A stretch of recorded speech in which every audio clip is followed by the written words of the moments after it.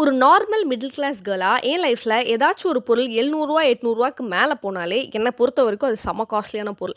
And அந்த பொருள் எனக்கு எவ்வளோ முக்கியமான பொருளா இருந்தாலும், எனக்கு எவ்வளோ புடிச்ச பொருளா இருந்தாலும், நான் அத வாங்குறதுக்கு குறைஞ்சது ஒரு 10லேருந்து 20 தடவ யோசிச்சதுக்கு அப்புறம் தான் வாங்குவேன். பட் இவ்வளோ காசு போட்டு வாங்கிட்டோமே, அதனால அத நம்ம யூஸே பண்ணக்கூடாது. ரொம்ப ஸ்பெஷல் டேஸ்க்கு தான் யூஸ் பண்ணணும். அப்பலாம் எடுத்து வைக்கிற ஆளும் நான் கிடையாது.